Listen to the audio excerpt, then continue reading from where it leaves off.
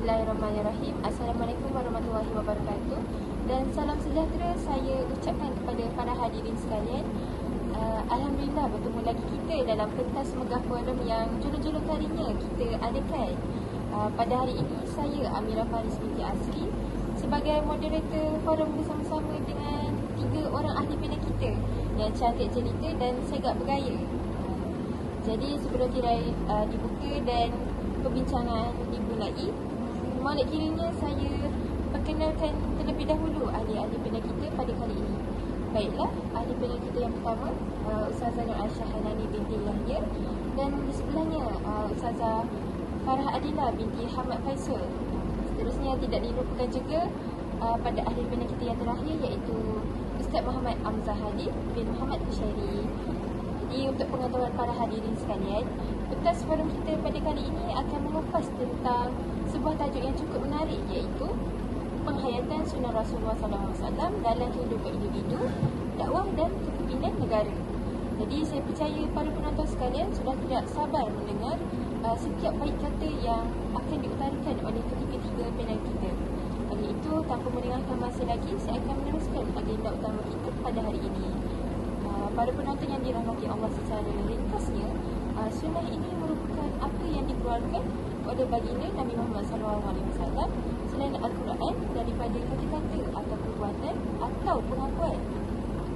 Jadi definisi as-sunnah di sisi ahli hadis pula adalah setiap apa yang disandarkan kepada Nabi Muhammad SAW daripada perkataan, perbuatan, takrir iaitu persetujuan, sifat khuluqiyah, khalqiyah dan kehidupan baginda sama ada sebelum atau selepas baginda menjadi Rasul.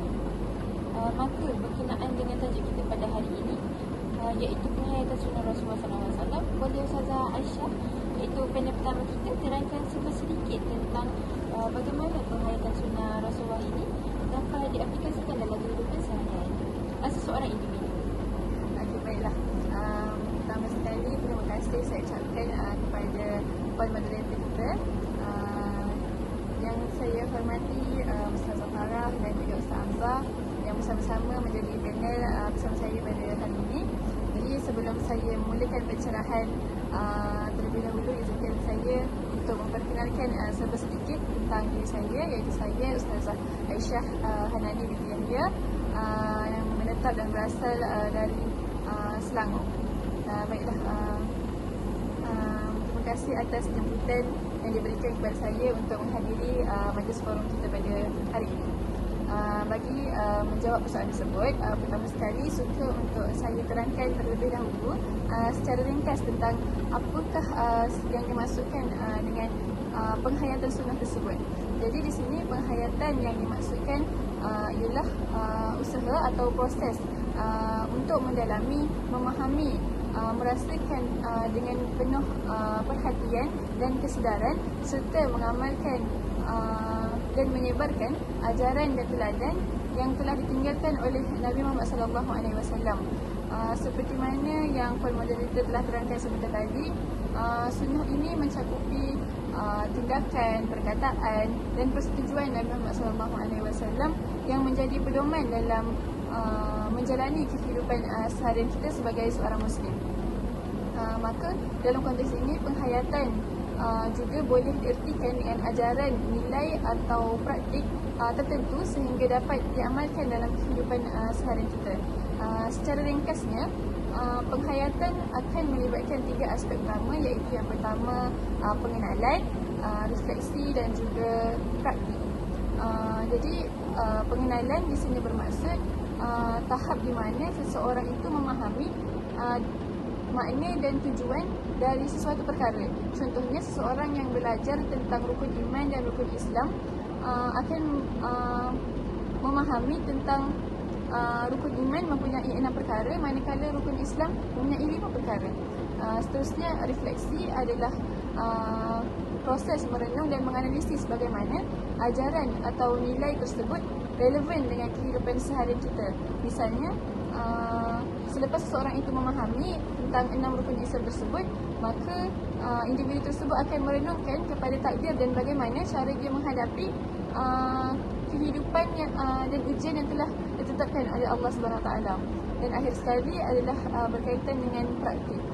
Praktik adalah tahap di mana seseorang mengamalkan nilai-nilai atau ajaran yang telah difahami dalam setiap tindakannya. Dan misalnya seseorang tersebut mengamalkan sifat sabar dan tidak berputus asa dengan ujian yang ditempuhi. Jadi berbalik kepada soalan yang diajukan, antara cara yang boleh saya kongsikan untuk seseorang individu itu mengaplikasikan sunnah Rasulullah SAW dalam kehidupan sehariannya adalah yang pertama sekali dengan menjaga ibadah. Menjaga ibadah ini seperti mana yang kita ketahui, ibadah mempunyai aspek yang cukup luas, seperti solat, puasa, bekerja dan juga bersedekah. Ibadah adalah salah satu cara yang paling utama untuk mengamalkan sunnah, khususnya apabila seseorang itu melaksanakan ibadah tersebut dengan konsisten dan menunjukkan komitmennya sebagai seorang Muslim dalam ajaran agama Islam. Konteks menjaga ibadah yang dimaksudkan di sini ialah ibadah yang dilakukan haruslah dilakukan dengan penuh penghayatan dalam diri. Misalnya kita menggunakan waktu dengan sebaik-baiknya untuk menunaikan solat pada awal waktu dalam keadaan khusyuk. Kita juga boleh menambah solat-solat sunat seperti solat duha dan solat tahajud secara istiqamah seperti mana yang diamalkan oleh Nabi Muhammad SAW. Hal ini juga bertepatan dengan dalil firman Allah Subhanahu Wa Taala dalam surah Al-Baqarah ayat 21. A'udzubillahi minasyaitonir rajim. Ya ayuhan nasu ubudu rabbakum alladzi khalaqakum wal ladzina min qablikum la'allakum tattaqun. Yang bermaksud wahai manusia, sembahlah Tuhanmu yang telah menciptakan kamu dan orang sebelum kamu agar kamu bertakwa. Oleh hal yang demikian, jelaslah bahawa segala ibadah yang dilakukan akan melahirkan penghayatan yang akan memperkuat iman dan ketakwaan dalam diri seseorang individu, dan secara tidak langsung ibadah yang dilakukan akan menjadi lebih bermakna. Dan cara yang kedua ialah berperilaku santun. Sunnah Nabi Muhammad SAW banyak mengajarkan kita cara bergaul yang baik, menghormati orang tua dan menjaga hubungan sesama makhluk.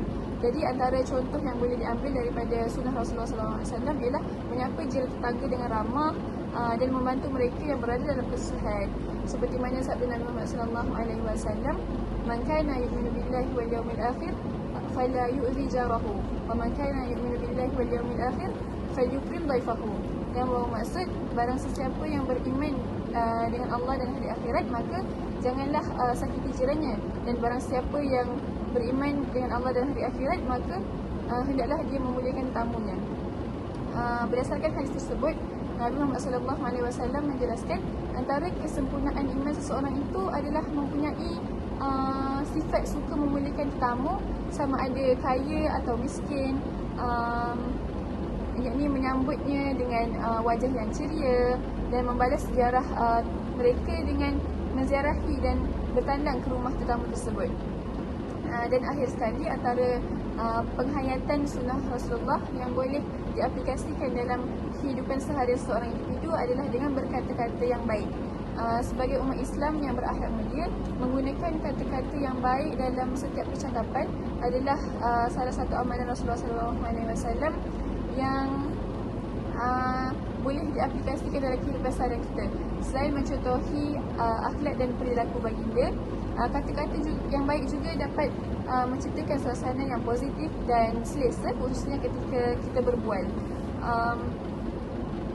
Baginda Nabi Muhammad SAW sangat menjaga kata-kata saat baginda bertutur ataupun berucap, tidak kira dengan sesiapa sahaja, sama ada tua maupun muda, bagi menjaga hati mereka yang mendengar. Jadi kata-kata yang baik juga merupakan satu cerminan diri dan hati, di mana mereka yang mempunyai hati yang baik akan sentiasa melontarkan kata-kata yang baik, dan sebaliknya hati yang kotor akan selalu melontarkan kata-kata yang keji. Jadi ada satu dalil di mana Abu Hurairah radhiyallahu anhu meriwayatkan bahawa Nabi Muhammad SAW bersabda, "Wa man kana yu'minu billahi wal yawmil akhir falyakul khairan aw liyasmut." Yang bermaksud barang siapa yang beriman kepada Allah dan hari akhirat, maka hendaklah dia berkata yang baik atau lebih baik dia diam. Jadi hadis ini membawa maksud Nabi Muhammad SAW sangat mementingkan dan menekankan untuk kita semua mengungkapkan hanya percakapan yang memberi manfaat, atau lebih baik seseorang itu diam daripada dia berkata-kata yang tidak sepatutnya. Jadi di sini dapat saya simpulkan bahawa individu yang menghayati dan mengamalkan sunnah Rasulullah SAW melalui langkah-langkah yang telah saya kongsikan seperti tadi, insya-Allah akan dapat menciptakan kehidupan yang lebih baik dan lebih bermakna, sekaligus dapat berkontribusi kepada masyarakat serta insya-Allah mendapat keredaan Allah Subhanahu Wa Taala. Terima kasih Ustazah Aisyah atas pencerahan yang cukup mendalam tentang penghayatan sunnah Rasulullah SAW dan langkah atau cara yang seseorang individu itu boleh mengaplikasikannya dalam kehidupan sehari-hari. Jadi kita teruskan agenda kita yang seterusnya dengan ahli panel kedua kita, iaitu Ustazah Farah. Beliau akan mengeluarkan hujah berkaitan penghayatan sunnah Rasulullah SAW dalam berdakwah. Jadi soalan saya, bagaimanakah sunnah Rasulullah SAW ini boleh diaplikasikan dalam proses berdakwah? Oleh itu, saya mempersilakan Ustazah Farah bagi membentangkan hujah-hujahnya. Baiklah, Assalamualaikum warahmatullahi wabarakatuh. Terima kasih saya ucapkan kepada puan moderator kita yang cantik manis. Baiklah, suka untuk saya perkenalkan diri saya serba sedikit. Nama saya Farah Adilah binti Hamad Faisul dan saya berasal dari Ipoh Perak, menetap di Ipoh Perak. Kata koma. Okey. Saya rasa sangat berbesar hati kerana dijemput untuk dalam perbincangan forum kita pada hari ini bersama rakan-rakan yang saya hormati di kiri kanan saya, Ustaz Hamzah dan Ustazah Aisyah. Baiklah, berbalik kepada soalan yang diajukan oleh puan moderator kita sebentar tadi. Dakwah dari segi istilah yang berasal daripada perkataan Arab, iaitu da'a, yang bermaksud menyeru ataupun menjemput kepada perkara yang baik. Manakala dari segi istilah pula mendorong manusia untuk beriman kepada Allah dan apa yang disampaikan oleh Rasulnya dengan cara mentaati segala perintah mereka. Baik, dalam konteks dakwah, penghayatan sunnah Rasulullah SAW merupakan kunci utama kerana baginda merupakan qudwah hasanah, yakni contoh teladan terbaik yang diuruskan oleh Allah Subhanahu Wa Taala.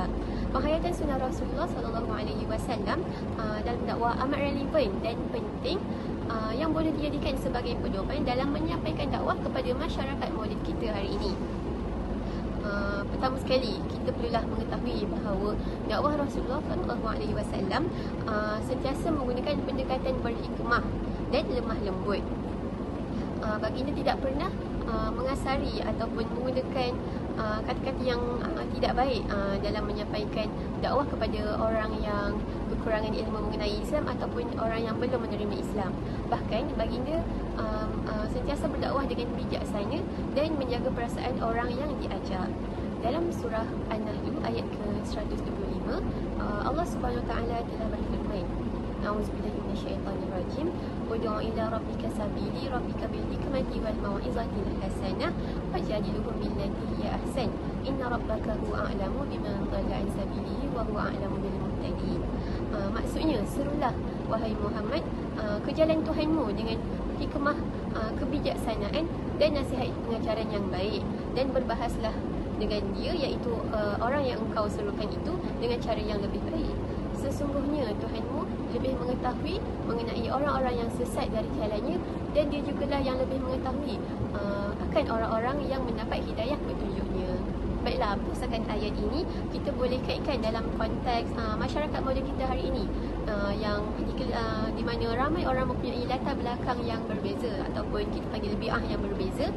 Kita perlulah memastikan bahawa dakwah dilakukan secara berhikmah dan berhikmah, iaitu dengan tidak menghukum ataupun menghakimi, tetapi lebih kepada memberi nasihat dan berkongsi ilmu dengan cara yang baik dan lembut. Misalnya, dalam social media, pendakwah ataupun individu tidak seharusnya menyampaikan mesej dengan nada yang kasar, keras ataupun memperlekehkan orang lain, kerana hal ini boleh menyebabkan orang yang ingin mengetahui mengenai Islam ataupun belajar mengenai Islam dengan lebih mendalam, mereka akan merasa kurang selesa dan tidak bersemangat untuk meneruskan niat mereka sebentar tadi. Tetapi sebaliknya, kita perlulah menggunakan kata-kata yang menyentuh hati. Terima kasih Ustazah Farah. Memang benar dalam dunia moden ini pendekatan yang berhemah dan berhikmah adalah kunci untuk berdakwah dengan berkesan. Selain itu, kita tahu yang Rasulullah SAW ini menghadapi berbagai cabaran ketika berdakwah.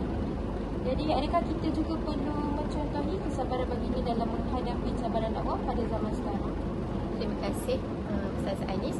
Tepat sekali, kesabaran adalah salah satu elemen penting dalam dakwah Rasulullah SAW.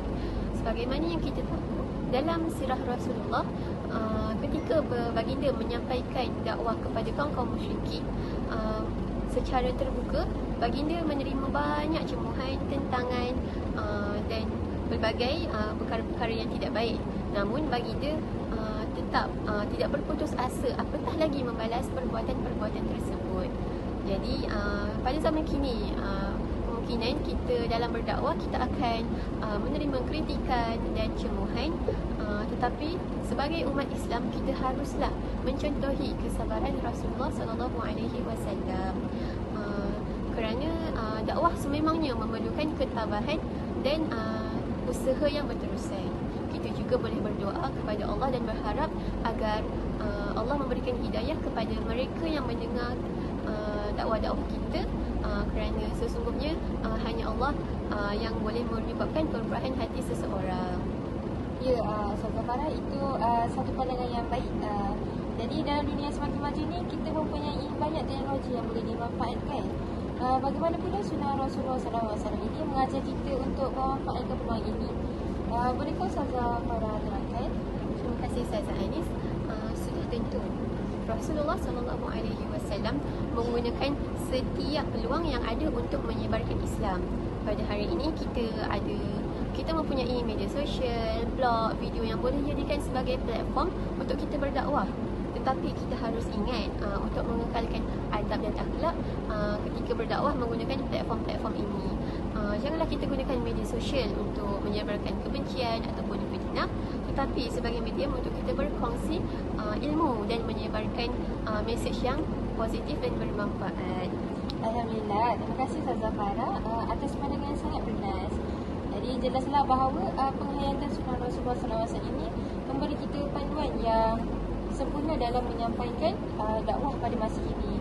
Semoga ilmu yang disampaikan oleh Ustazah Farah tadi dapat memberi inspirasi dan motivasi kepada semua untuk menghayati sunnah Rasulullah SAW dalam berdakwah. Dengan mencontohi teladan baginda, insya-Allah kita dapat menyebarkan dakwah dengan penuh hikmah dan kasih sayang dalam masyarakat kini dan generasi akan datang.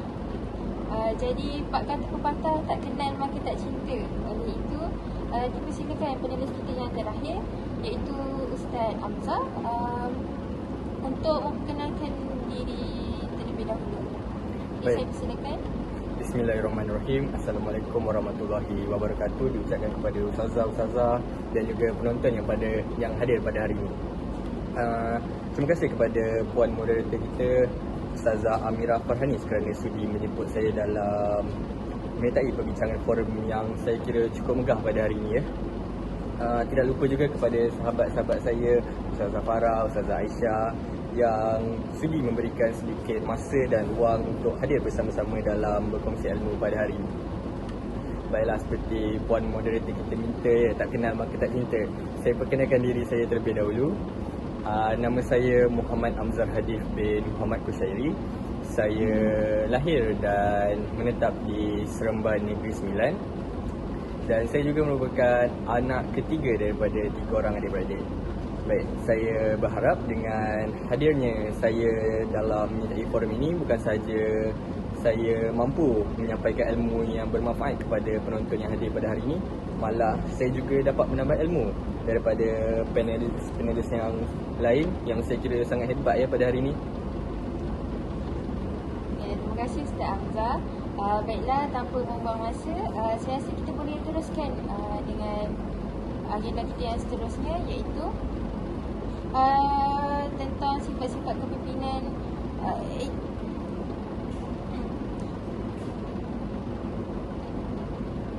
Boleh teruskan dengan topik kita yang ketiga, iaitu penghayatan Rasulullah SAW dalam kepimpinan. Jadi soalan saya, bagaimanakah sunnah kepimpinan Rasulullah SAW boleh dijadikan contoh untuk memimpin pada masa ini? Baik, terima kasih Puan Moderator atas soalan yang diajukan sebentar tadi. Baiklah, sebelum saya menerangkan dengan lebih mendalam atau satu persatu tentang sifat kepimpinan baginda, izinkan saya terlebih dahulu menerangkan maksud kepimpinan itu sendiri dalam Islam.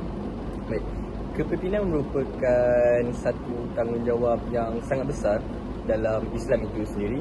Seperti yang kita sedia maklum, Rasulullah SAW merupakan seorang pemimpin yang agung dan banyak aspek kepimpinan baginda yang boleh kita praktik atau aplikasikan dalam konteks kepimpinan pada hari ini, baik di peringkat keluarga, organisasi maupun negara kita.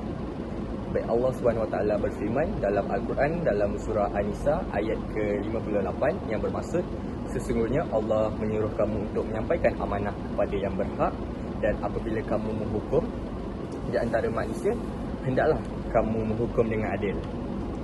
Daripada ayat ini sendiri menunjukkan Allah SWT itu sudah menekankan perkataan amanah dan adil, yang saya kira sangat saling berkait rapat dengan tajuk saya pada hari ini, iaitu penghayatan sunnah Rasulullah dalam kepimpinan. Untuk menjadi pemimpin yang baik, kita boleh mengambil sunnah Rasulullah SAW untuk jadikan contoh teladan yang baik. Pemimpin yang adil adalah sifat yang mesti ada kepada seorang pemimpin dalam memimpin sebuah organisasi. Ia merangkumi semua peringkat kepimpinan, sama ada di peringkat keluarga, peringkat kumpulan atau satu organisasi yang besar. Rasulullah SAW menjelaskan tentang sifat orang munafik, iaitu baginda bersabda, ayatul munafiki salasa iza hadasa kazaba wa iza wa'ada alafa wa iza utumina hana. Di mana bermaksud tanda-tanda orang munafik ada 3 perkara, iaitu apabila bercakap dia berbohong, apabila berjanji dia mungkir, dan apabila diberi amanah dia mengkhianatinya. Maka daripada hadis ni kita dapat simpulkan bahawa sifat amanah merupakan sifat yang sangat penting yang perlu ada oleh seorang pemimpin dalam menentukan masa depan atau hala tuju masyarakat yang dipimpinnya. Tambahan pula, amanah merupakan satu tanggungjawab yang sangat besar dan ia akan dipersoalkan suatu di akhirat kelak. Untuk pengetahuan semua, kita semua adalah pemimpin dan kita semua akan bertanggungjawab terhadap apa yang kita pimpin. Contohnya, sebagai seorang suami, suami adalah pemimpin bagi ahli keluarganya dan dia akan bertanggungjawab terhadap ahli keluarganya. Manakala isteri pula, macam ustazah-ustazah nanti, isteri adalah pemimpin rumah tangga, suami dan anaknya, dan dia akan bertanggungjawab terhadap jagaannya. Seterusnya, seorang hamba pula, dia adalah penjaga harta tuannya dan dia akan bertanggungjawab terhadap benda yang dijaga seperti jagaannya. Maka di sini seperti contoh yang saya berikan, dapat kita simpulkan bahawa kita semua adalah pemimpin dan akan bertanggungjawab terhadap apa yang kita pimpin di dunia dan akan dipersoalkan di akhirat kelak nanti.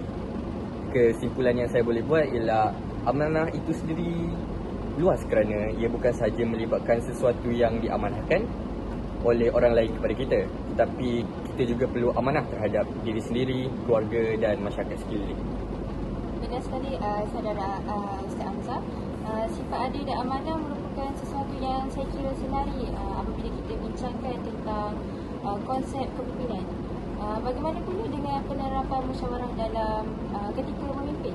Baik, terima kasih Puan Moderator. Kekasan kepimpinan Islami berada pada keseimbangan dengan adanya penerapan syura atau musyawarah. Saya terangkan dulu musyawarah itu. Perkataan musyawarah diambil dari akar kata syawarah yang pada mulanya bererti mengeluarkan madu dari sarang lebah atau mengeluarkan sesuatu dari yang terpendam. Erti ini berkembang sehingga mencakup segala sesuatu yang dapat diambil atau dikeluarkan dari yang lain termasuk pendapat dan pemikiran. Hal ini kerana mustasyir atau orang yang mengajak bermusyawarah seakan-akan mengambil pendapat daripada orang lain. Baginda sendiri selalu menerapkan sifat musyawarah ini dalam setiap urusan seperti kenegaraan, peperangan maupun masalah-masalah umum. Dengan cara bermusyawarah, keputusan ini dibuat bukan sahaja lebih teliti tetapi juga lebih diterima ramai kerana kita berbincang dalam satu kumpulan tentang sesuatu masalah. Seperti contoh, ahli mesyuarat perlu diberikan kebebasan untuk menyuarakan pendapat atau masalah kepada dalam ahli kumpulan tanpa rasa takut atau tertekan. Dari Abu Hurairah radhiyallahu anhu, dia berkata, "Ma ra'aitu ahada aksara musyrata li ashabihi min Rasulullah sallallahu alaihi wasallam." Maksudnya, saya tidak pernah melihat seseorang yang paling sering melakukan musyawarah melainkan dari Rasulullah sallallahu alaihi wasallam. Maka di sini sifat musyawarah merupakan salah satu nilai kepimpinan yang saya kira sangat penting untuk diterapkan dalam kalangan pemimpin pada masa kini.